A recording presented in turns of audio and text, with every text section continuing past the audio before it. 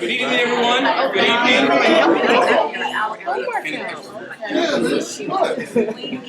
You get that.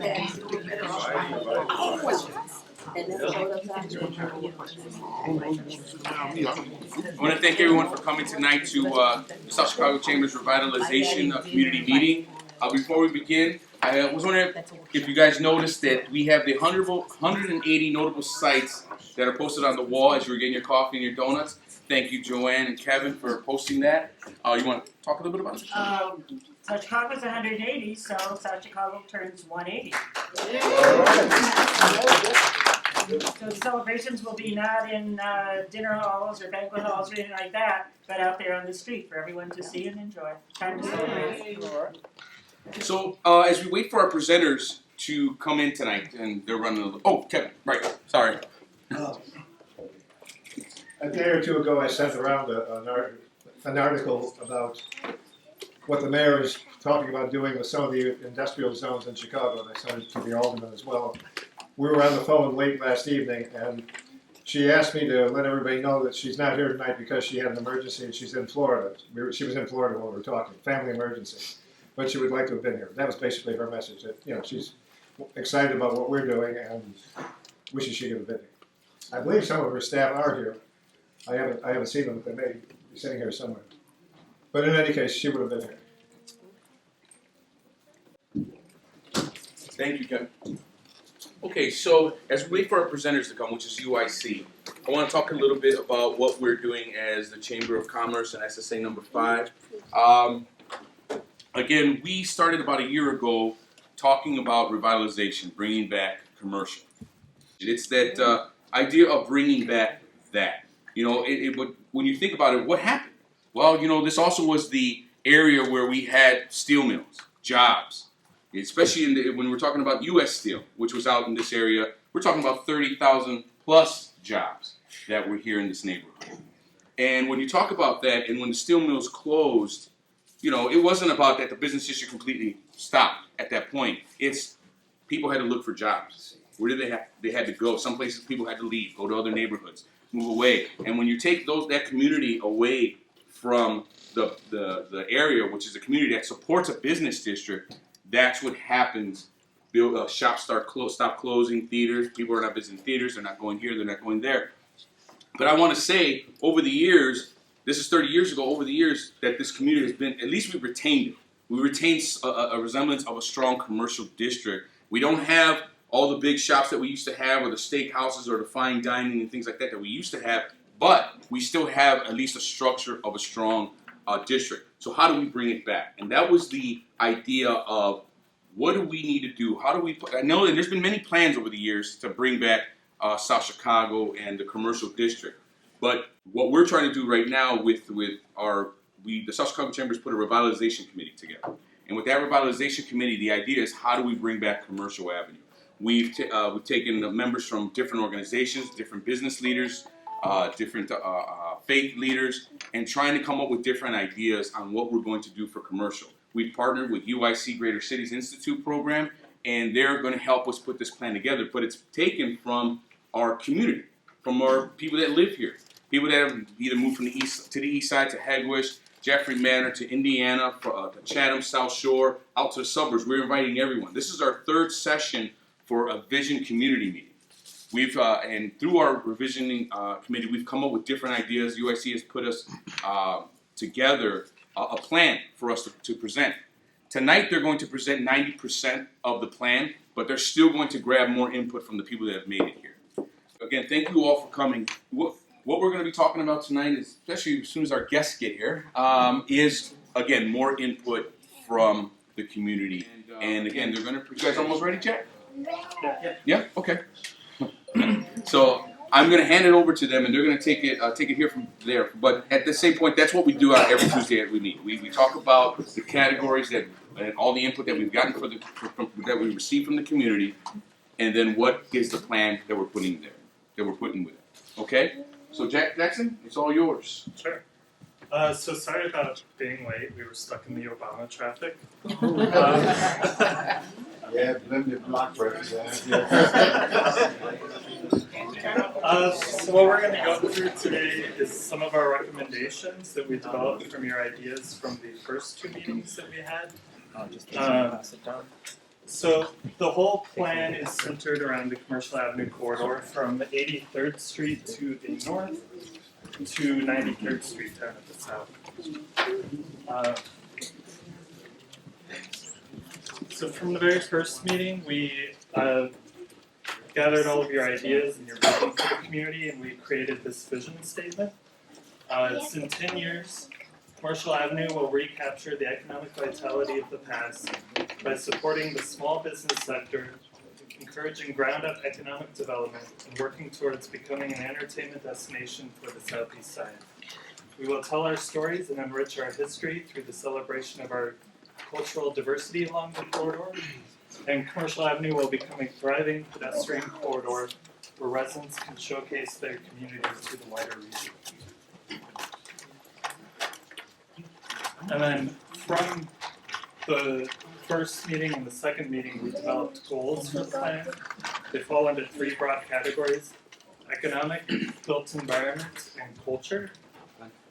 This is the first set of goals for economic.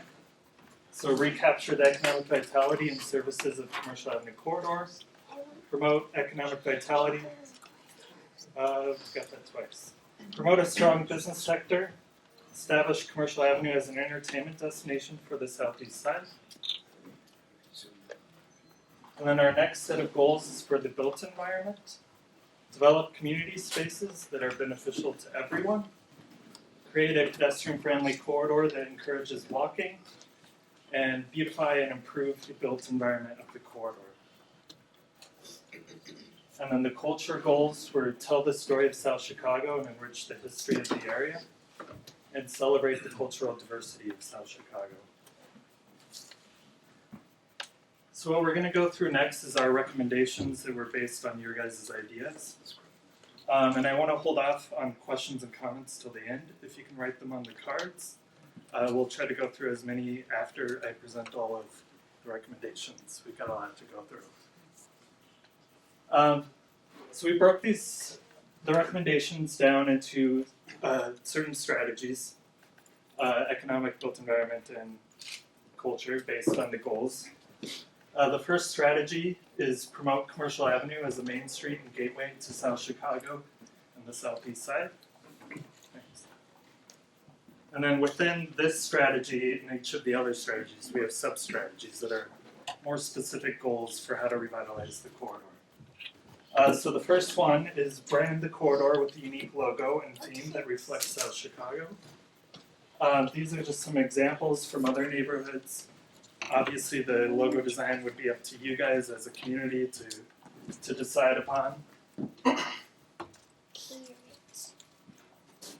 The next economic strategy is create a neighborhood guide to promote and highlight businesses, events, institutions, and neighborhood resources. You see these in other neighborhoods. They have businesses, map of the community, ads, stuff like that to promote the corridor. The third strategy is attract a healthy mix of businesses to serve regional needs. This is the current business mix of South Chicago. So some of the things that we were hearing from you guys is that you have a lack of full-service restaurants, which is this small part. Business mix is, you need a good business mix to provide all the services that you guys would want within the corridor. So you'd want to see this more diversified from what it is currently. So the next big strategy is encourage small businesses to locate and develop within the Commercial Avenue corridor. And then the first sub-strategy is develop a small business incubator to assist community residents in starting new businesses. And this would include things like a commercial kitchen where people can rent space to prepare food for something like a farmer's market or catering. But they don't have their own kitchen space to work in. It can include something like a co-working space, which is where you basically work out of an office with your laptop, and you have access to printing, stuff like that. And then they would also assist potential business owners with developing business plans, assessments and refinement of their business plan, and locating storefronts, among many other services.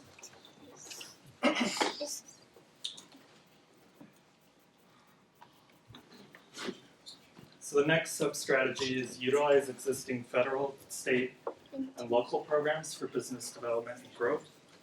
A lot of programs already exist through the Small Business Administration, the Illinois Small Business Development Center, which is at Chicago State University, and then the city has neighborhood business development centers. These basically do what a business incubator in the neighborhood would do in the future. So these can actually be accessed now by potential business owners. So the next strategy would be to assist small business property owners in applying for building improvement grants. This comes out of the TIF funds as well as SSA. Business owners can get funds to do facade improvements, improvements to the interior of the store, similar things like that.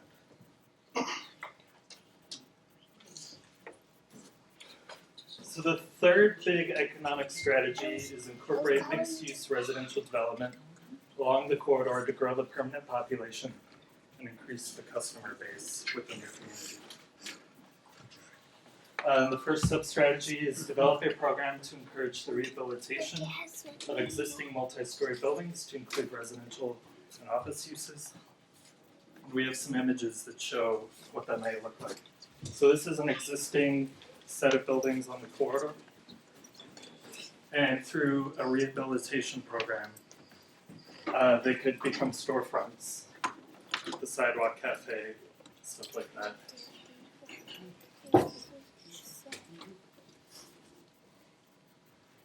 The next economic strategy is to encourage mixed-use development. Currently, it's all one-story, auto-oriented businesses and a bunch of vacant lots. So you'd want to encourage development with storefronts along the bottom, apartments above, again increasing the customer base.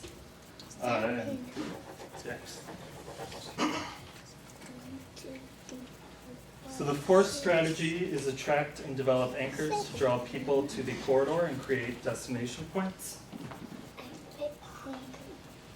And the first one under that is attract a brewery to serve as an anchor for the south end of the corridor. This would help to draw customers to the corridor, get them walking up and down the street. It can also be used as a community space for events, tap room, restaurant, entertainment, those sort of things. The next one is an entertainment venue / community event center to anchor the north end of the corridor. We don't really have anything specific that this should be. It'd be up to the business owner that wants to open something. But it could be something like a music venue, a theater, dance hall, bowling alley, etc. Again, to draw more people to the corridor, get them walking up and down. So now we go into our built environment strategies, which are more design focused. The first big strategy in that section is encourage diverse transportation options to increase accessibility for all customers. And the first one within that is work with CDOT to develop bicycle lanes. In the existing CDOT bicycle plan, Streets for Cycling 2020, they identify Commercial Avenue as a neighborhood bike route, which means it should have bicycle lanes because it's already slower traffic, it's a commercial corridor, and it would be a good network to the rest of the city.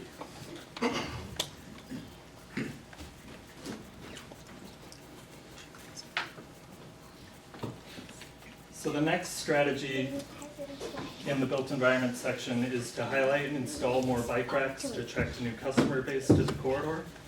You do already have a lot of existing of the black U-shaped bicycle racks, but what we would want to do is get them painted, add more where they're missing along the corridor, and it becomes another branding opportunity for the neighborhood, as well as allowing customers to lock their bikes up, go shop.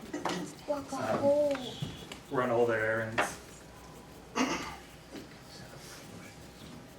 So the next built environment strategy is to push for divvy stations along Commercial Avenue. Currently, they are up to Hyde Park in installing divvy stations, but on the divvy website, you can suggest stations, which you can see some people already have. This would be a good opportunity for people to get from the metro stations to the corridor, to their home, to the metro. It's another commuting option for people.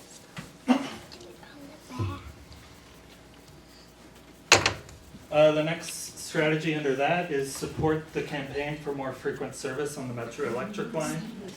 Ridership at the 3 South Chicago stations has been going down since about 2006. And a lot of that's due to infrequent service and increases in the metro fares. So Dan and some of the other organizations have already been campaigning around increasing the frequency of service. And you definitely want to ramp that up more to put pressure on Metro.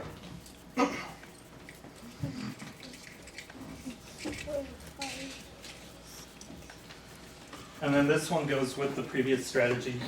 Develop housing around metro stations to increase ridership base. They can also have storefronts, so you can have a coffee shop or something. Go pick up coffee before you take the train downtown, as well as housing above.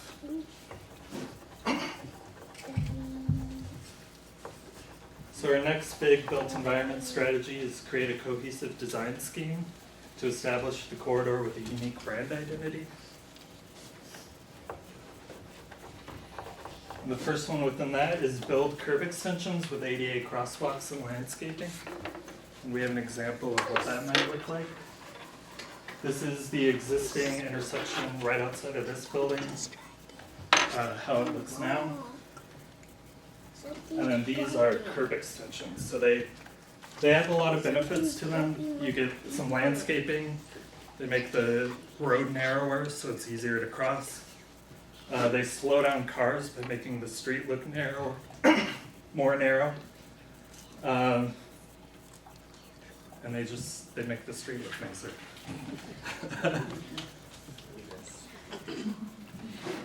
The next strategy is plant a tree in each sidewalk cutout to ensure a healthy canopy for the future of the corridor.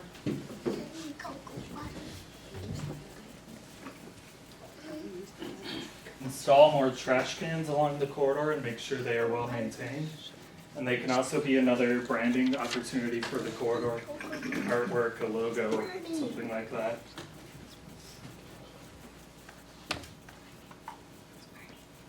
Establish outdoor seating areas and promote sidewalk cafes to encourage pedestrian activity on the corridor. This is an example from Broadway in Lakeview. So you have like a sidewalk cafe, bike rack, street lighting. It's integrating a lot of these elements together to make a really nice street environment.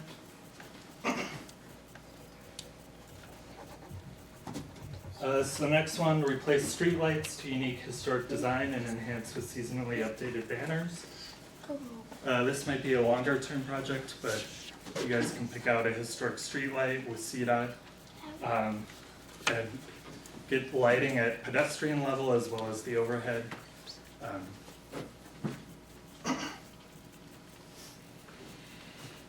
So design and install community information kiosks to promote the corridor and surrounding points of interest.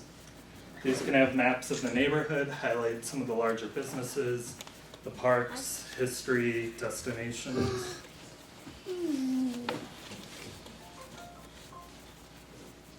And then encourage restoration and preservation of historic buildings, including facade improvements.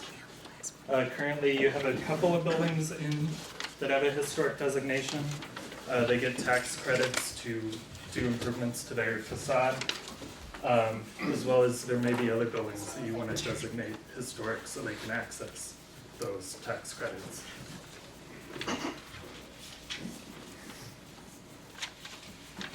So built environment strategy 3, orient community spaces to enhance the pedestrian environment. So First strategy under that is examine potential spots, streets, plazas along the corridor for pedestrian and street vendor use. This is part of the CDOT Make Way for People program. Basically, you fill out an application with them, get some sponsors or some funding or the SSA funding, and you can put these parklets in a parking spot. It becomes a pedestrian space for people to hang out, drink their coffee, etc. The streets are more temporary, so it'd be closing a side street for something like a farmer's market on a weekly basis. And the plazas can be unused spaces, like over here at the Columbus statue, where you can close off an unused section of the street for a pedestrian plaza.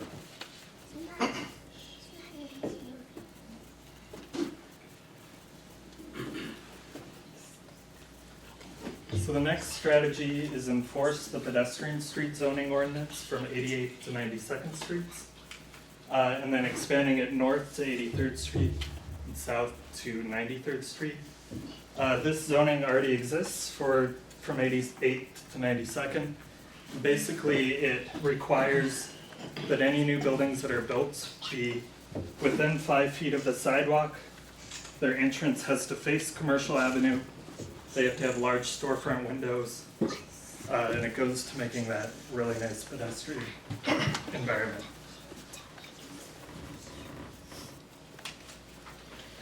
So the next one is build a gateway park at the north end of the corridor. And this could be in any kind of vacant lot. We chose this one just as an example, but making it a really nice gateway for the community.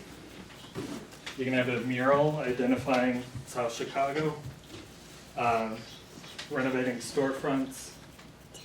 It's just another nice place for people to have a picnic or whatever else, hang out on the corridor. So now we go into our culture strategies.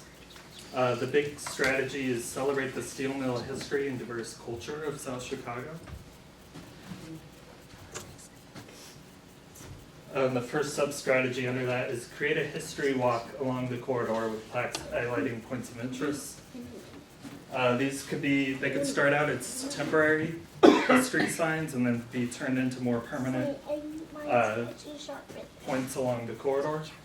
And then as well, organizations like the Southeast Chicago Historical Society could lead tours along the corridor, get people walking up and down.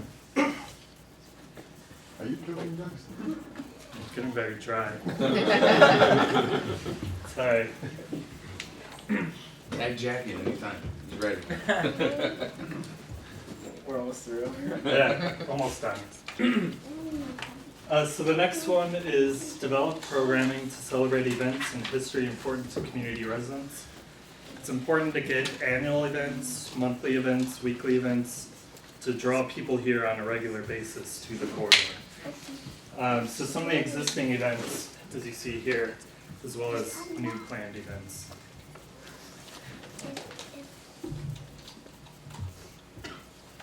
And it's important to highlight the ethnic diversity of South Chicago by building on their strengths. That can help draw people here. We have the Polish church, Mexican church, African American. You're a very diverse neighborhood. Should celebrate that. And then I think this is our final strategy. Develop an arts district on 91st Street to attract visitors as well as permanent residents and art-serving businesses. Currently you have Sky Art, a couple of murals on 91st, the library, the YMCA, and we think this would be a good area to draw artists to live in the community, as well as they bring other businesses with them, coffee shops, an art supply store, studios, galleries. And that is that. So as far as implementing the plan, in the actual plan document, when it's completed, we have action steps, just sort of starting off points. And this is where the planning committee comes in. So the action steps are sort of the starting point for the committees to start implementing these things. I'm sure you already talked about this tonight, getting involved. As well as participatory budgeting is happening in your neighborhood now. And I think there are a couple of projects in the PD process this year that are relevant to Commercial Avenue. And the last thing I want to say is that this plan is still a draft. We're still making changes, so your feedback is really important to us. Okay, so before we get into the Q&A part of it, I want to introduce two other people that walked in. Hello everyone, I'm Ismael Cuevas, I'm the chief of staff for Alumni Garza. I just wanted to just put in a little plug about the participatory budget. I brought some flyers out, I'll have them here. But I'm really excited that a lot of these drafts or plans that came up were discussed along the process of participatory budget. So for example, some of the proposals are going to be on the ballot, like updating the garbage cans, putting the decorative garbage cans on there, putting art along the Burnham bike trail, beautifying the viaducts with murals and things like that. That's going to be on the ballot. So I'm really happy that we are able to see that the entire neighborhood is all kind of, even though we felt in the beginning, I'm going back 3 months ago where we thought that there was a lot of differences, but in reality, we're all striving towards the same thing. And I really wanted to invite everybody here to vote on the participatory budget. We're going to have a project expo this Saturday at the Alderman's office from 10 in the morning till 1. So you can come in and check in the proposals that are going to be on the ballot. And then the ballot is going to get released next Wednesday during report card pickup for elementary schools. We're going to have 6 sites all across the 10th ward where you can vote. And then on Thursday at George Washington High School. And then we're going to have a voting location the following week at all of the 10th ward libraries. So South Chicago, East Side, Hegwish, and Jeffrey Manor. And they're all on the flyer that we have here. So we really hope that we can get everybody's participation for the budget. Jackson, you go back. And then I'll introduce our guest from UIC. Jack Rocha. Jackson Morrison. Timothy Newberry. Matt Wilson.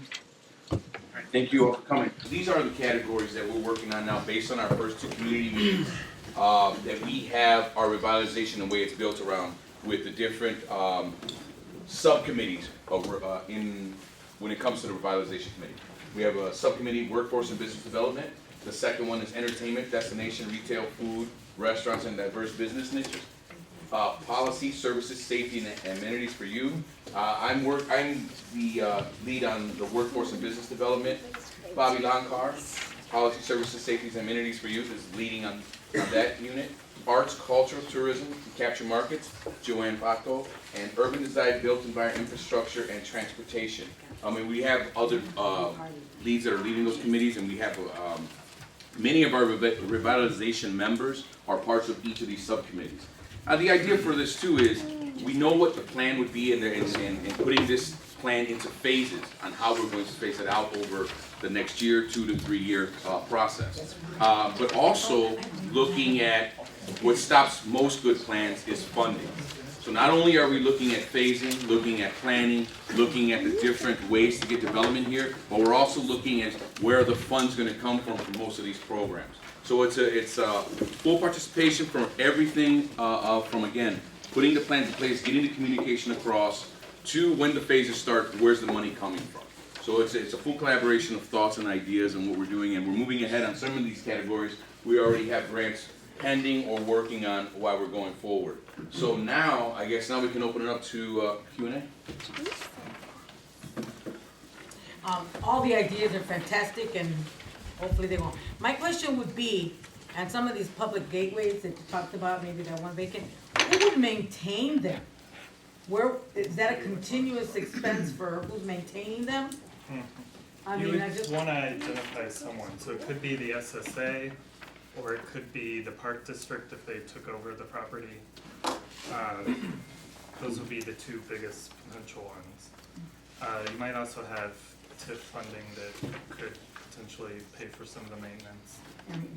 I have another question. On the Metro, we have seen a decrease in the Metro commuters, but it's not so much because the Metro doesn't have it. We've been having a problem with safety of the vehicles that go into the parking lot. So people are avoiding this particular Metro station due to the, when they get back to their car and they're missing 4 tires, they really don't wanna park there anymore, and so they go to another area. So, I mean, that's something we can work on now by working with the Metro safety, security, so that we can actually get something going already without having, I Right. think that's increased. And Ishmael, you can help me out on this. And that's true, thank you, Yolanda. When we talk about the Metro station, I sit on the committee for the Metropolitan Coalition, the Metro Coalition, and they do wanna do the frequent rides, do like a CTA every 15 minutes. The presentation they're working with is to all our elected officials that are on the border of the Metro lines. And one of the things I brought up the other day, they had the presentation look great. I was like, well, we do have one issue. We have safety issues at our biggest lot when it comes to the Metro. And I know Ishmael, right? We sat with Metro Police. I know that they're still trying to figure some things out there. But one of the now added to that coalition plan is security and safety for that lot. And maybe it is designing a plan if we want more riders here. The one thing that is, especially over social media, they're talking about it. No, They're coming back and in 5 minutes, cars are on bricks and they're ripped off or they're gone completely. So again, it's a priority. It's something that we're focusing on. We're well aware of it and putting the efforts to try to get something to be done about that area, because right now it's a beautiful lot, but security is an issue. There's no one there manned by Metro, and we're in constant communication. Correct, Ishmael? Yep. Yeah, everything. I mean, we're as you all know, we've had CAPS meetings. We've brought the Metro Chief of Police. We've brought the Metro detectives. We've reiterated every single time the importance of safety, and Alderman Garza is working to push that more. So we're planning to have more discussions with the community about how to hold Metro accountable for that kind of they're not paying attention to us. So we're gonna be putting some things out for the community to put pressure on Metro for that.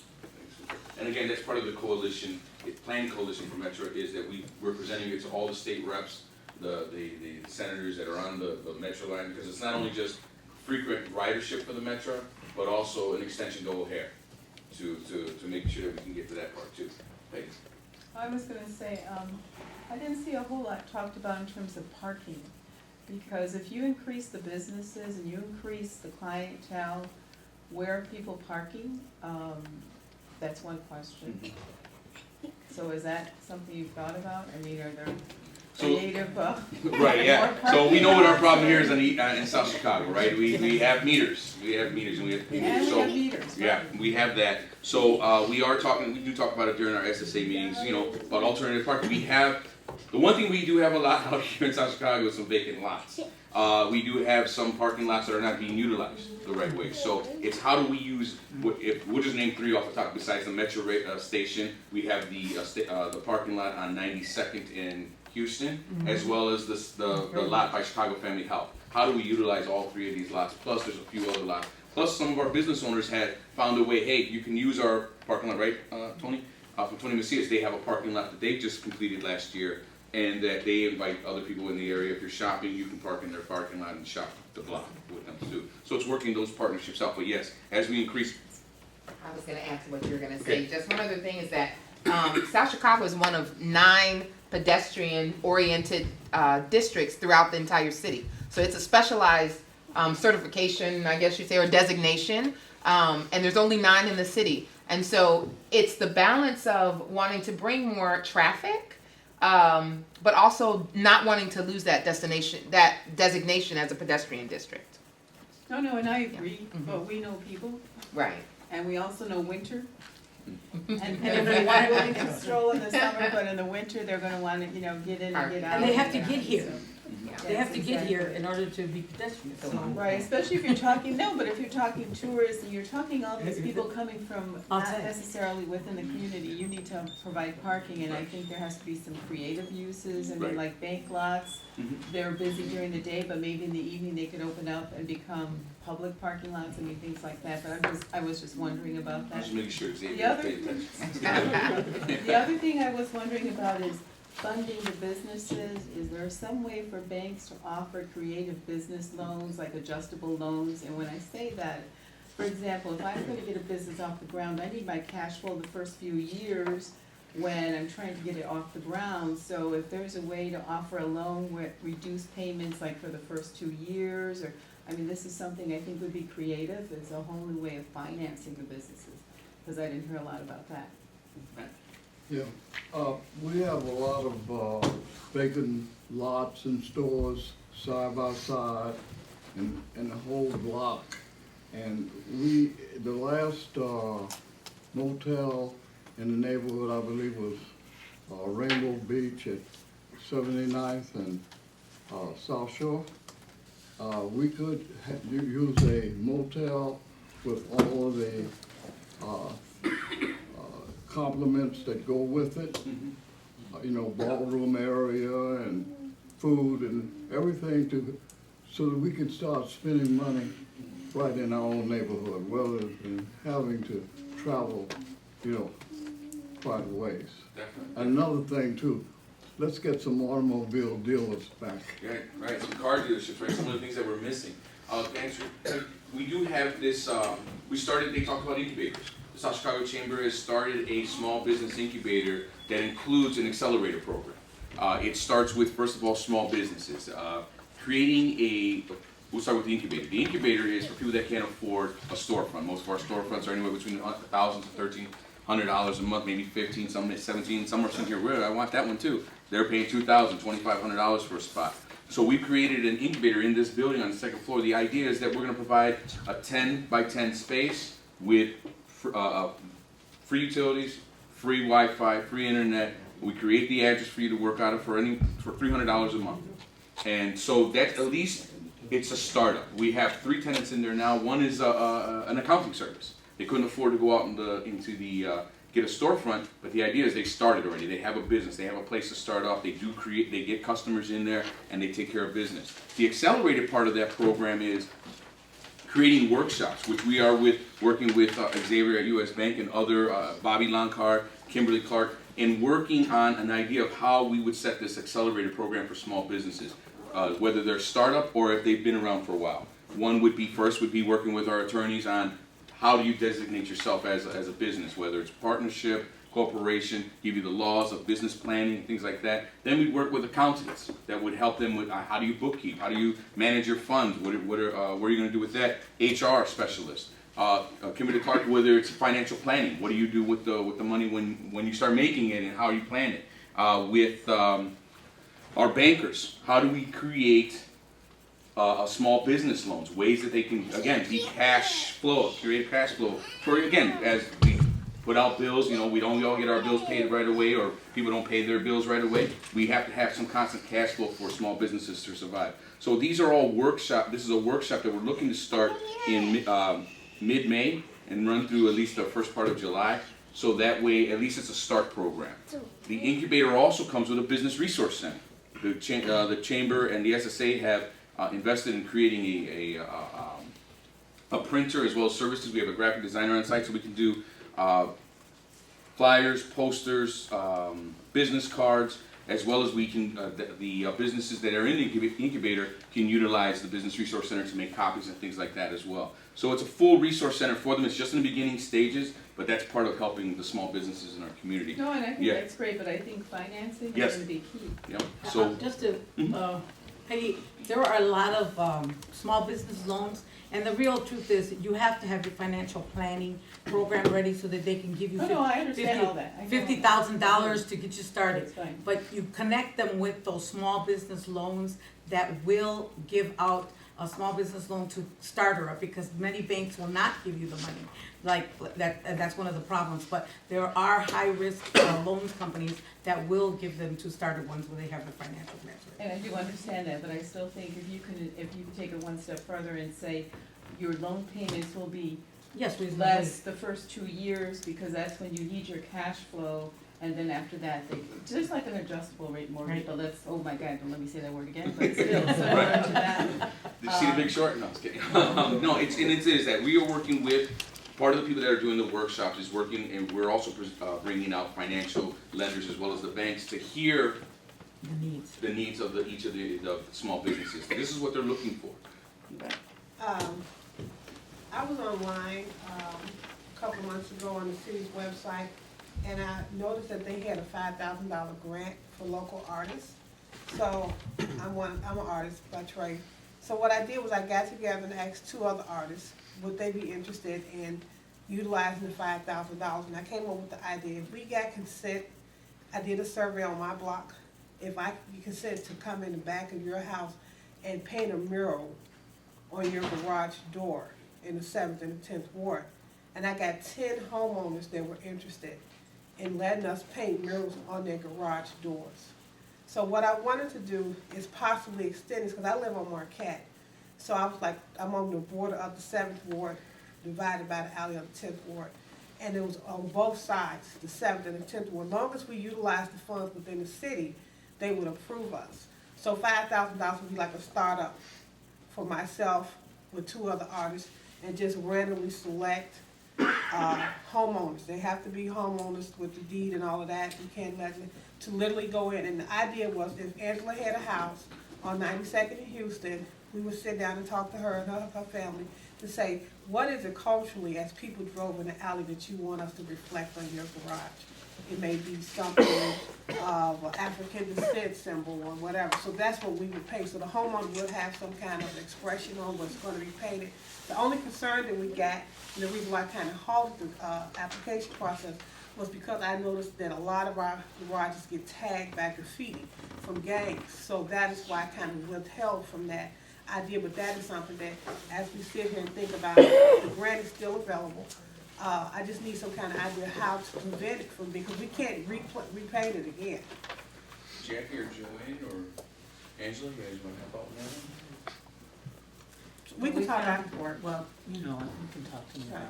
Okay. So that was just something that I noticed there was quite a few dollars left on the city, and I went through and spoke with CPD. I had a meeting last week at Housing and Urban Development where I used to work at, and I spoke with CPD, and we had a conference call with DC. And those were one of the ideas that kept coming up, like, why do we have these little small grants around and we're hesitant to use them within our own area? So when I proposed that, they was like, that'd be a good idea, and if you could get that, maybe we can give you some additional funding to go out and paint additional houses or garages within the 7th and 10th Ward. So you can also talk to Derek Clemens from Kokomoka Arts. He's been going around communities, actually doing drive-by art. And he's been putting arts, and he's been bringing the kids to work on buildings within the community. If you drive around the community, you can see it. And in May, the city of Chicago will be doing DCASE, which is the FX Lake convention, where there will be a lot of artists, opportunities, and information and how you can get those grants that you're seeking and looking for. And some of them do fund individuals and some fund organizations. So you can look at DCASE on the city website, and it can give you some information. If you can't find it, call me.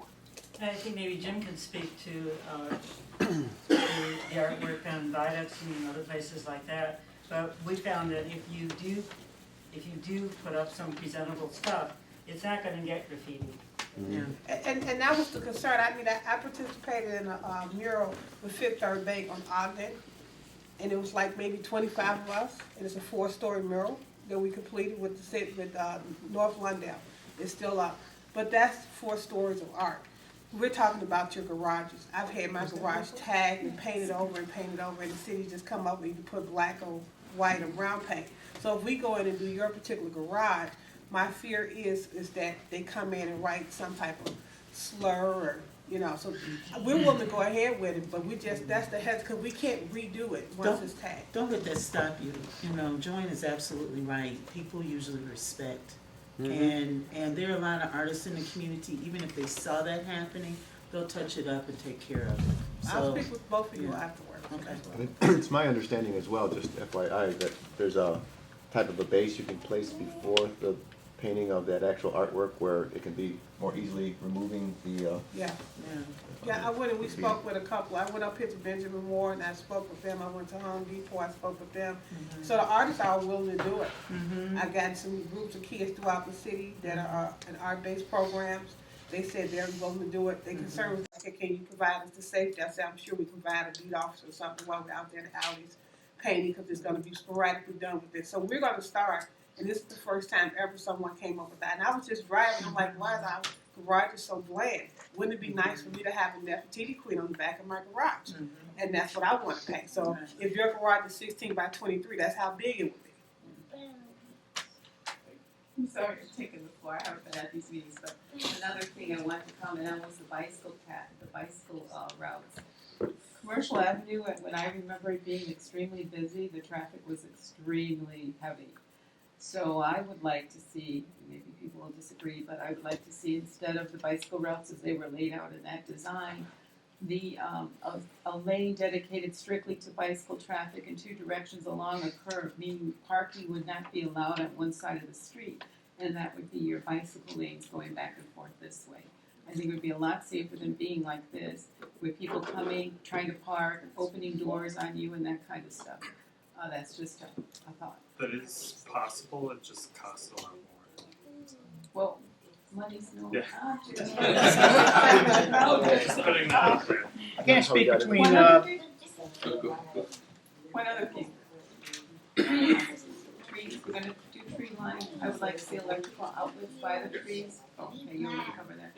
Yeah, no, that's because the thing, we're looking at events as well, you know, when you're doing events and things like that, and having, just electric outlets and power access to it is key. But also, we're also looking at. But by the trees, let me just explain, by the trees in the wintertime, when trees are bare, and you string lights around them, it's magical. Right. To have a, okay, well, I'm just.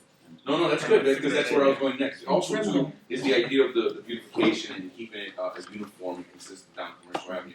We have trees right now that are, some are big, some are small, some are covering buildings, some are not growing. And then also the way some of our mulching is on commercial. So we're looking at ways to clean it up, make it look clean, make it look nice, make it look uniform, but also come winter time during the holidays, we'd like to dress them up as well. And a lot of things that it has to do is not having access to power. That's We right. have to do those things. So, Houston Avenue is wider than Commercial Avenue.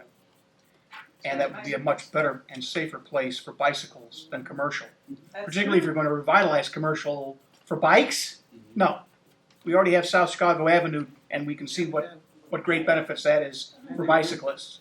So I like that. Houston is a better idea, but you can still have corridors, the side streets, coming into Commercial Avenue for the bikers where they can park their bicycles, and where you can also put up ditty things on the numbered streets.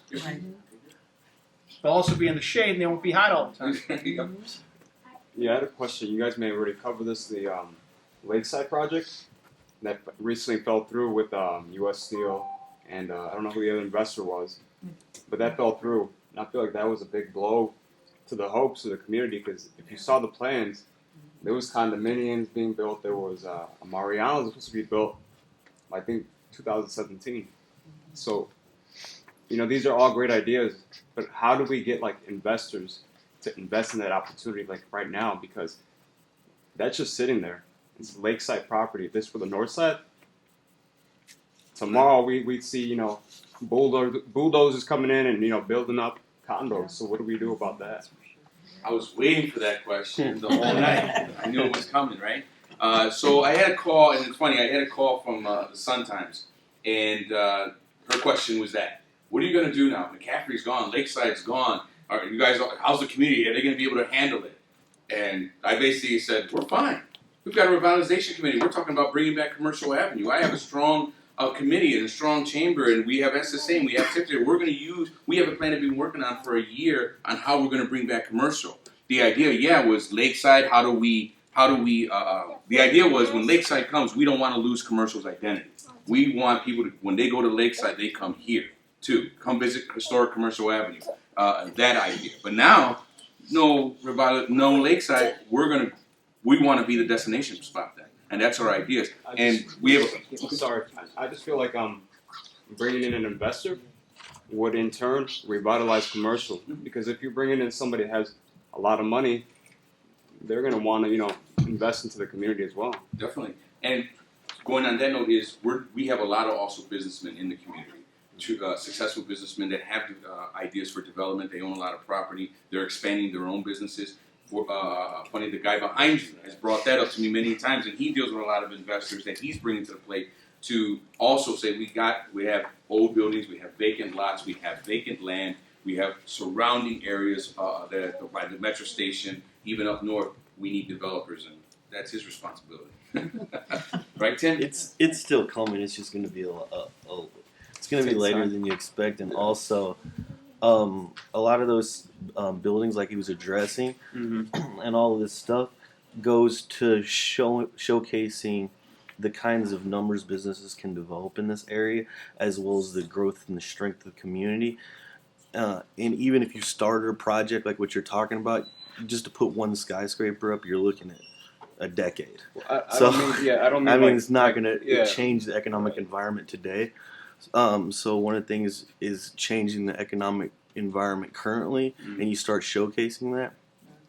That land's still valuable, and people are going to invest there. It's just, I don't think that dictates whether or not the rest of the community can be successful or not. Well, I'm not putting it all on that project, like that was the God sent project that now we're failed. But I just feel like having more, like you said, just anyone, doesn't have to be a big company, just bringing a buzz to the community. Oh, absolutely. That would absolutely help everything here. But trust me, there's a lot of people with a lot of money that still want that land. Exactly. And the idea is that making commercial a destination area, a tourist attraction, to where bringing people from. That's why when I started, not just bringing people from the local community, we're looking for people from the surrounding communities, from Indiana, from up north. Bring them out here. They're going to run past Lakeshore Drive. That's the reason we extended it, right? So they're going to drive right past it. They're going to see this land, but again, let Commercial Avenue be that attraction, and that's the goal. Let that be the attraction to bring people out here and see everything that we have to offer, because that's lakefront property, right? So that's how we look at it too. And it is, when you look at it, you're like, well, you know what? It's a great plan, but those that have been in South Chicago and the Southeast side for a long time, there's been a lot of plans that have come and gone, and it's just being able to, after that one, if it doesn't work out, we have something, a plan B, a plan C, a plan D. We're going to keep moving forward. But just a question about, because I know we had the studies about the ridership on the Metro Electric being down. Do we know what type of car usage of the Skyway has been over the last 10 years or so? Has it? Are there more people going and using the Skyways than ever before? And 450, yeah, $4. I know When I went on it, yeah, I believe so. We have any statistics on that? Not like a trend, but we can get that. I was just going to ask, and I mean, whether or not any studies. I mean, I understand there's limited access on and off, but whether something could be promoted as to taking a side tour and visiting South Chicago via getting off one off-ramp and onto another on-ramp, if you're going on your way back to Indiana, something along that line. Again, we're even looking at signage on Lakeshore Drive. Come visit historic Commercial Avenue, come to Commercial Avenue. We have We're shops. thinking of using the Mariano sign. Right, we're thinking about using this. We recycle here in South Chicago. I'm sure everybody's aware, if they're not, about this area possibly being designated a heritage corridor, hopefully in the next 3 to 5 years. And South Chicago has a big story to tell. Industrial story, cultural diversity, the neighborhood story. So it's going to be eventually a place where tourists are going to come. So to make it look nice in that, I think was going to help in the long run. Definitely. Again, on that wall, 180 years. This is an old community with a lot of history to it.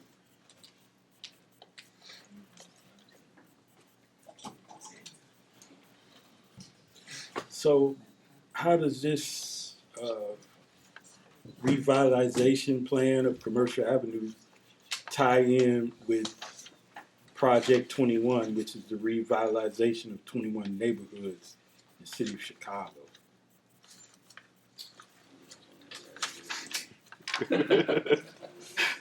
That's the first time I've heard of Project 21.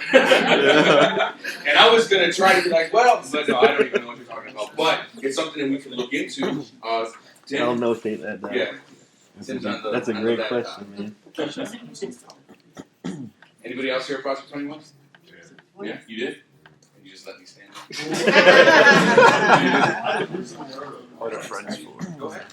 I mean, I don't have much to say about it, really. I mean, I just read what I read, but I mean, I can't really explain it accurately, so I don't want to try to explain it. Okay. Would you like to explain Project 21? So, like Bronzeville, for instance, if you go to 43rd and 47th and King Drive and look east, everything looks new and different. The new building that they just built there on the corner of 47th and Cottage. Is this a program run by the city, or is there an organization that's running this? Or It's being run by the city. So you're at 22. We're 22 now. We'll be Project 22. Right? I mean, what we have is one of the chair of this revitalization committee also sits on. He was just newly appointed as the vice president of the City of Chicago CEC program, Jorge Perez, which is a good benefit to have on our committee, which is they're the ones that deal with the community development programs, TIF, city lots, and things like that. So, you want to say a little bit more about that? What is that? No? Okay. So. One of the nurses at my school mentioned Project 21. She asked me to arrange some questions for her, and I brought in like 6 questions regarding TIF boundaries. And I didn't realize at the time that's what she meant. And she's located in the Washington Park quarter, where they're considering the presidential Obama library. They're scheduled to have a meeting tonight, as a matter of fact, regarding the library, and that's what they titled it, Project 21. And it is 21 communities within the city. And I cannot, when she told me, I was like, what are you talking about?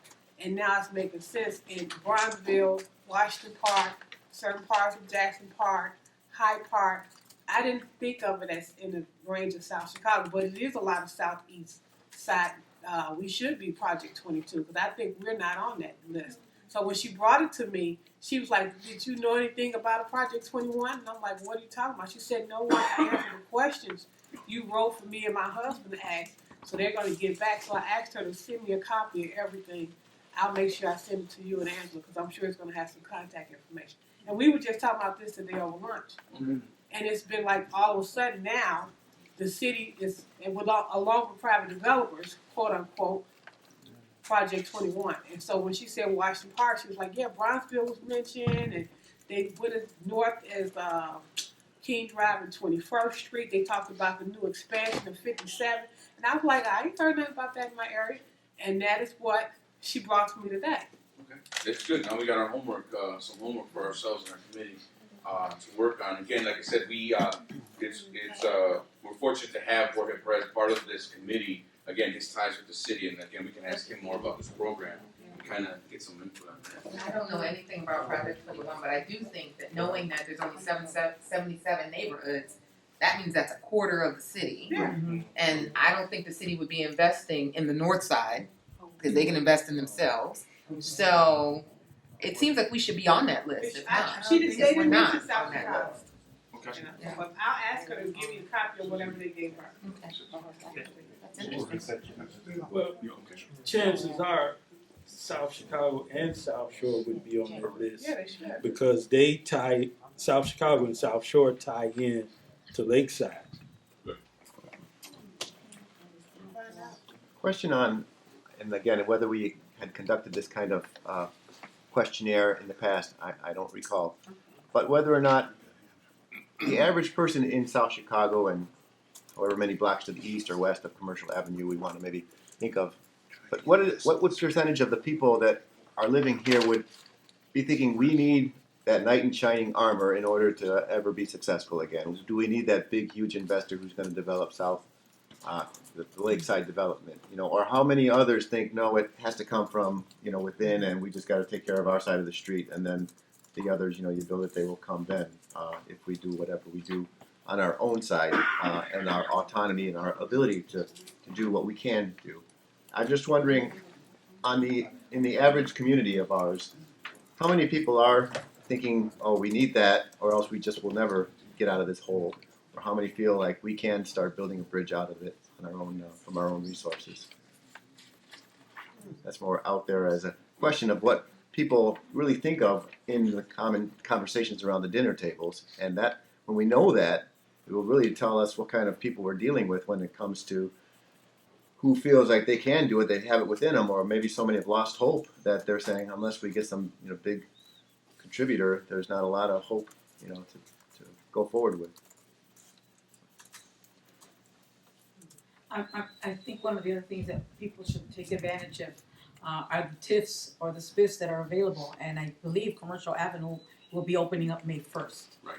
So, for those who already have storefronts or already have a business and need a little capital, they should look into that program. And one of the things about the TIF and the SPIF is you only got 30 days to apply, Right. and you should be really ready already with your evaluation of what you want so that it can be done quickly. And I believe there's an open bid on start May 1st. Yes. So Commercial Avenue. Thank you, Yolanda. Yes, we'll be putting that on our Facebook and our social media and our website, and handing out flyers to the local businesses next week, because we will have Summer pour out doing the presentation for our fellow business owners, so they can take advantage of the SPIF program that opens up through May. And I think I've talked to Xavier a little bit about it too, because the idea is that they do need, for all of these programs, whether it's TIF or SPIF, that the business owner, property owner needs a percentage down. And working with our bank, saying, you know what, if a business owner or property owner gets selected by the SPIF program, the SPIF is promising to pay up to 75% of any improvement that they're requesting, and it's like a promissory note. Will the banks honor that? And as far as maybe, because a lot of businesses don't have that upfront money to get, it's because it's pretty much a rebate program, a reimbursement program. Yeah, and the good thing is that we do have banks that once you have that promissory note, on that promissory note, they will lend you the money. Yes. And then you get the money up front, do your whatever it is you're going to do. Then you get to pay your contractor, you get everything signed off. And it's actually really pretty quick when you have all your documents. You get your money right away, 2-3 weeks. And you can pay off the bank as soon as possible and just pay the little amount that's left for you to pay. That's great. Can I ask you a question? Sure. Does this program go down to 107 and Torrance Avenue? Does yours cover that area? No, it's Commercial Avenue. It's Commercial Avenue, yeah. Do they have one that cover down there to 107 and Torrance Avenue? I don't believe No, the South area doesn't have a TIF, right? No, it doesn't. The TIFs that I know of are 2 in South Chicago, 1 on the east side, correct? Yeah, and then there's 1 in Hagerty. Do 107 is South Deering? Yes, it's South Deering. Oh, so Ford Motor Company got all that money. Probably. They did. Wow.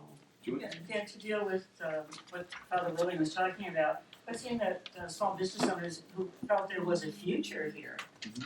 And that something like this was already gaining ground, that person more likely to do that, make that investment, and be willing to stay, as long as he or she realizes that there's support for it.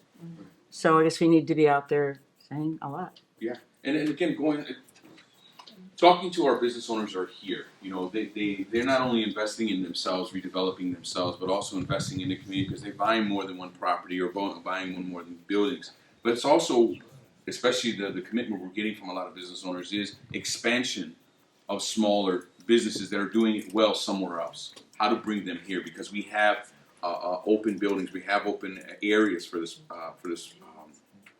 location. And we do have a lot of traffic here. When you think of all the pedestrians that we do have here on a daily basis, we have 6 bus routes that go down Commercial Avenue. So they're getting on, getting off, going here, going there. We have a metro station. We're right off the expressway. We have the commuters from Indiana. Plus on Sundays, we have 6 churches within a mile of Commercial Avenue.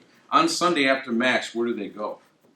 And that's one of our biggest issues that we're working on here for this road. How do we get them to come to Commercial Avenue and eat, shop? Right, Yeah. but not only do we have the parishes for the local, I know for a fact if you ever go to OLG, Immaculate Conception, or St. Michael's Church, many of those that are attending those masses don't live here anymore. And you don't be surprised how many people come out of those churches and go to Gades. They not only travel here, they go to Gades, which is down in Ridge Road in Indiana. So you know these people have this amazing loyalty to this community. And so the other day I was talking to someone who went to Gades, and I said, "Why do you go to Gades? This beautiful ice cream shop down the street called Portillo's." And they go, "No, we didn't know." So they went to try the mango ice cream, and they loved it. So you have to. Communication is one of the issues that we really have to. We have to let people know you come to mass, stick around for the Sunday. Go down to the restaurant. Go down to Cocula's. Go down to Portillo's. Have some ice cream. Let's keep them here. And another thing we can do right now is just not to tolerate certain things and report them. Or if I know you can go on the city website. I can't think of the name, the actual URL right now, but you can go on there. Like if the street lights are out, or if there's damage on the roads or anything, you can just enter it in and make those online. And I think everybody putting those in, They have a phone app too. Yeah. Chicago works. Right. And so one of the things and thanks Tim for bringing that up, because one of the first phases is the cleanup of commercial. And when we say cleanup, we're not talking about just picking up some garbage and throwing it in a garbage can. We're talking about loitering, littering, panhandling. Not only store owners allowing it to happen. We're working with the aldermen as well as some of the other businesses and as well as the city, getting our ordinances together so we can get a letter out to our business owners. We're looking for signage on Commercial Avenue that has the penalties for all of those things. We are an SSA district and we have a security patrol unit. The idea is we're going to let the business owners know these are the ordinances. This is the toleration is gone. You either take care of it or tickets come. Fines will be enforced. And our security patrol is going to not enforce the tickets or do that. They're going to go and let them know these are the ordinances. This is what we're looking for. If they see any violations, they will call Chicago Police Department. But I wanted to comment on the presentation. You know, I like the idea of the community. I think of like the parades and events like that. How do we bring more? Because right now, all I can think of is the Mexican parade, right? And I see when that happens, there's a ton of people. There's a ton of business. There's a ton of revenue being generated. How do we come up with more ideas, to have more events like that? Yeah, and that's... Well, you mentioned a plaza or something, right? We discussed this a long time ago. You have events at these community areas that are there within the commercial district, and that will attract people. So every weekend during the summer, you have someone come in and do something, That's exactly what we do at the chamber. We have a special events chamber that discusses those things. Attraction. What events can we plan to bring people to the community? So it's a constant going, this year we added 2 events where we call it Murder Mystery. It's our Roaring 20s event, a sold-out event. We added Bowling with the Chamber, coming out to have a bowling event using the location in 100th and Torrance. So things like that. We do sidewalk sales, bringing them back on a first week of every month. We do Taste of South Chicago with 3 or 4 of our community businesses, restaurants. They come out to serve different things.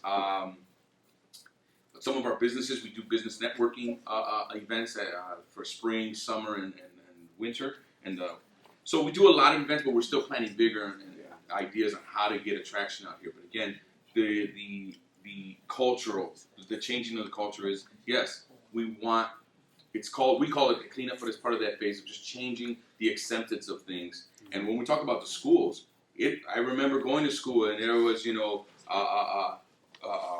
no littering, don't litter, don't be a litter bug, right? I remember that going to school. Is it still there? Because if it's not, that's something that we should bring back to schools. And I know that when we talk to Ken here, when we're talking at Bowen, how do we get that back into the schools? Don't litter.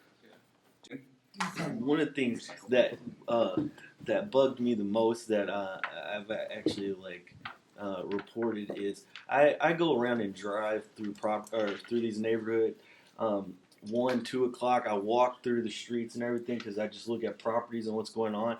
And there were times like 1, 2 o'clock in the morning, sometimes even later. And there's been times where I was out and I saw kids that weren't even 10 years old, even in a group hanging out at night. There's no way they could do well in school the next day. There's no reason they should be walking around the street at that time or anything else. And it's like those types of things. I just, it's like it's disappointing to see because it leads to a different future. And it goes back than to they what were. Tim says. It's one person changing. We're the broken window theory. I've heard it so many times, right? You know, and I say this one with broken window theory. People say you break a window, if nobody fixes, the next one will break, the next one will break, the next one will break. But if you start cleaning up one, the next business owner might do his the same way. The next property owner will do the same way. And so that's the concept here. That's how it works. And even our phases are as we're talking to revitalization, is block by block by block by block. We talk to business owners that are here, McDonald's, Walgreens. What are your plans for Commercial Avenue when it comes to redevelopment? We talk to some of the business owners that own properties, that own other businesses in the communities that we didn't know, like a Leona's or a World of Beer or a brewery spot, bringing those ideas to Commercial Avenue. Again, they're all attractions, theaters, art schools, culinary schools, museums. They're all ideas, and we have the vacancies for them. I just thought about it. One of the other topics that they discussed at that meeting they had, I guess with the Obama library, is that there's a grant out there for communities for the solar panel. I noticed this week when they distributed the paper, in the north there was this whole full page ad for solar panel kit, emergency kits, really cheap. And I thought how funny this nurse told me last night, they actually gave them a physical application for businesses and residents to apply for solar panels. And her whole block is is completely rehabbed, and they have all these flat rooftops. Now I was thinking that'd be great for us, how much money we could save. So I got an email, I signed up with Cub just to get the notices, and now they're into this thing. So I'm like, why can't that be part of our green initiative here on South Chicago and surrounding homes for this? Because they're taking applications now. But I was like, they didn't tell us anything. I haven't seen on my email from the Planning Coalition and you all, but they did mention it to some of that Project 21 people. I want to say that if you like Congressman Rush, because he's on the Energy Committee in Washington, they sent me a bulletin on all of that stuff. I hooked up with those congressmen and the senators too. Dirkins and also, they sent me that stuff. I think earlier this week or last week one about those things. So you all need to look at the energy. Congressman Rush is on there, Senator Dirkins is on that committee, and Danny Davis on the west side on the energy committee. Y'all should look on their website. You will get a lot of information on that, on energy issues. Register with them and they're too. Yeah, just, I don't know if it's a little new rocking, go get 'em team kind of story here, or feel. But I keep coming back to this, cheerleading idea of us remembering to stay together and that unified and yet being diversified feel that we all must, I think, cherish. For, I'm 4 generations deep as far as where I go back, and I've seen and heard many stories throughout all different things, as many of us have. And, I keep coming back to not us, then who, if not here, where, if not now, when. How do we continue to, when the wind, starts to die down and the sails kind of collapse, start to row ourselves forward when we need to get, again, into some kind of good stream.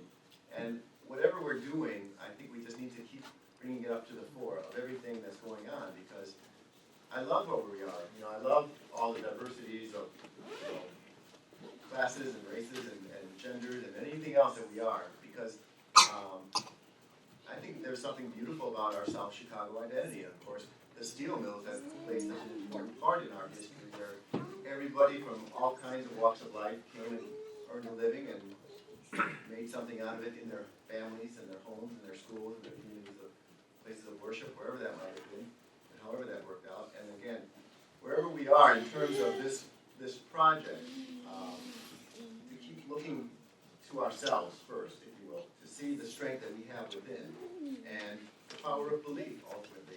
To believe and then find a way to translate that or convey that to other people who might feel in some despair, some sense of hopelessness, that they have the power to do things in themselves. And we are willing to support them, through all the trips and the struggles and the dead ends they might get into. Because I think that's where we have to get through this somehow, because, again, I don't look for some knight, in shining armor coming to rescue us. I don't think it's a realistic fairy tale. I've grown out of those, right? And just, again, if we're finding something within ourselves here, I hope and pray that continues. And just looking at this room, right, this is just a small portion of many of the people that make up this community. And I used, when I had the paper and I was printing it, I used to call it, it's my neighborhood of five boroughs of the southeast side, right, like New York. And every community has its own identity. But, especially those from South Chicago, we have come to South Chicago, we leave South Chicago, we go to the east side, or we go to Hegewisch, or we move to South Daring, and vice versa. So this community, if we're going to change it, if we're going to bring it back, it's going to be us that's going to do it, right? And that was one of the ideas going forward, is look at this room, and again, this is just a small, tiny portion of the people that make up this community, the leaders that make up this community, the people that are involved. The East Side Chamber of Commerce, they deal with a lot of things in their area as well as their business issues. They got to go right up against Indiana, which again is hard. But again, working together on how we're going to develop each part of our community. Hegewisch Chamber, the South Daring has a group out there as well. So does Vets Park. So does the Bush area. So these areas, and we all know what these areas are because we live in this community. So I think it is a collaboration of all of our different ideas. And I said East Side, Hegewisch, Vets Park, and Bush, and we're all represented here tonight, even more so. And again, I think that's how we're going to move forward with even the development here in South Chicago. Again, it was once there. So it's not something that wasn't here before. It was here, and it's just bringing it back. So as I say that, this is how our 8:15 meetings go.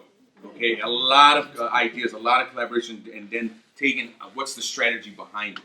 But on this presentation, is there anything, this is one of the key things, Kevin.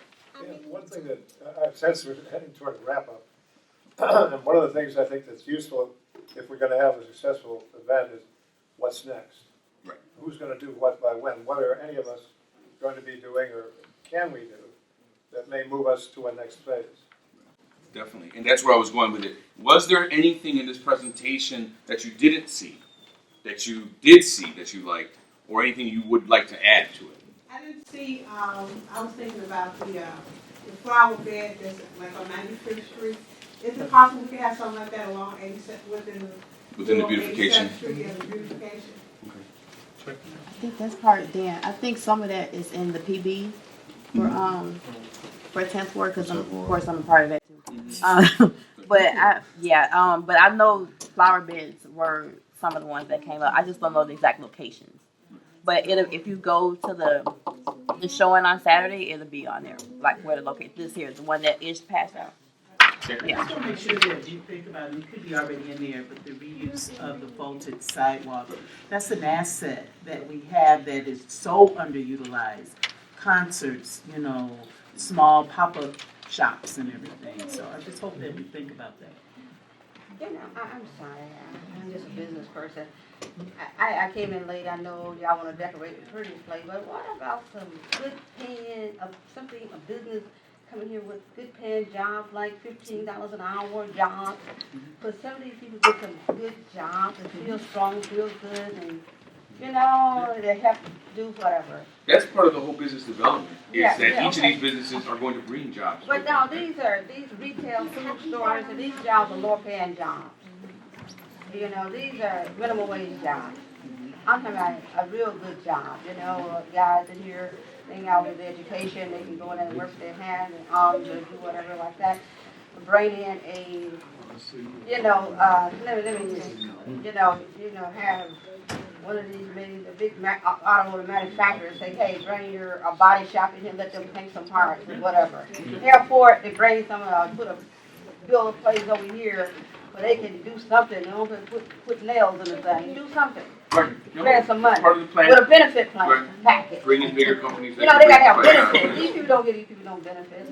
Insurance benefits, insurance, medicine, all that. How about some accountability, ensuring fair and equal economic opportunity for everyone, regardless of their race or origin or whatever. And I just wanted to bring up this point, because me and you talked about this a lot, especially when being involved at Bowen. I know a lot of the young people that live in this neighborhood, they want to go to school and just leave. And we need to have them be invested in this as much as we are. Because if they're not, it's not going to be successful. Because we're going to start something and then it's going to go downhill again. So whose lead are they going to follow? Our lead. Right. And I think a lot of us, we see young people, we walk past them, and I think we should give an opportunity just to talk to somebody, just to talk to them. Some young people that you don't normally talk to, just talk to them. Because if you break through the barrier of we just walking past one another, I don't know you, then the community becomes tighter and the situation becomes better for us. I agree. But I think what you're saying, I think what you're saying, and you know how committed you are with all that you're doing. We tell the story again. We bring people. Hey, do you know what's about this place? And hopefully everybody identifies their growth and their development and their advancement in whatever ways they're doing. Learning how to ride a bike versus not. This little things was in their neighborhood, and we have to just keep bringing that up to the fore and say that's what brings me always wanting to keep In going. answer to the bringing in the economics that we need to keep our successful our successful students. I went to a meeting, and one of the things that I learned is that the research done by big factories and big companies, they do not, at this time, do not think that this is a place to invest. And that is why this revitalization is so important. Because once they see that there are dots on this map here, then they're going to consider this area to do some business in it. Right now, these researches are not done here in Chicago. They're done in Ohio. They're done in Iowa.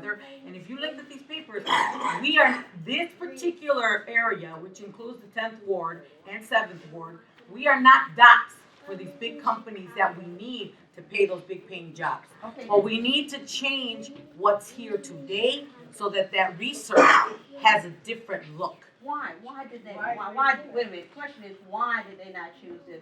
We got good water, We've got the transportation, we got the water supply, we got. Right, that's what I'm saying. A lot has to do, not only but the area, but the fact that our city, this is where the chambers have to work together.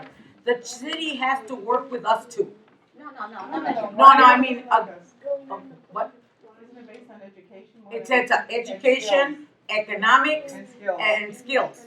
So It's not just while, Commercial Avenue, really. no, but that brings it because we keep, what I'm trying to say, we keep those youth that are leaving us, the youth that are going out to get those better jobs. We need to keep them here so that they can come and economically bring their money back into the community. How can you keep them? We ain't got no place for them to hire. That's why you have to make it possible. That's why schools. All of these things go hand in hand. That's right. You can't have that without this. Exactly. But at this point, with what you have here, how is this explained to our grade schoolers and to our high schoolers today? How do we tell them that? What is our accessibility to let them know this is what we're hoping to plan for you? When does that happen? How does that happen? Right, and that's the concept of this plan, is having something to present, right? Having all of this research, all these numbers, all these statistics, all the input from our community, our leaders, our organizational leaders, our businesses, our residences, our teachers. There's teachers, there's principals here, there's deans here, there's presidents here. These are the people that we're getting the input from, and then it's identifying through those different categories who's going to present and how we're going to present. Each of those categories represents a different group of subcommittees that are going to present to a whole different group. This, and not to say anything, this is the easy part. The hard part begins once we have the plan, because that's when the real work begins on how we develop commercial avenues and how we bring it back. That's always. Yeah. So, anybody else have anything to add? In relation to the plan, something as simple as establishing a logo, like you guys said, or building a flag. I think that answers a lot of these questions, because if you walk down the street right now, You look up at the light posts. Some of them are missing. Some of them they're very bare. There's no sense of identity. But if you establish a unified logo, something that we can do like right away, I think that is kind of a step in the right direction. Can you make sure that everybody is signed in? Yes. So we can keep in touch? Yes, everybody sign in. And I think, again, I want to thank everyone for coming. We're getting close to that time. We do have our meetings every Tuesday at 8:15. 8:15. Here? Yeah, downstairs in the chamber room. 8:15 in the morning. Everybody's like, no, they're good. 8:15 in the morning. Every Tuesday, downstairs in the chamber. We spend about an hour, hour and a half there, and just share ideas. But you can come to us on our camera and website. Again, thank you all for coming.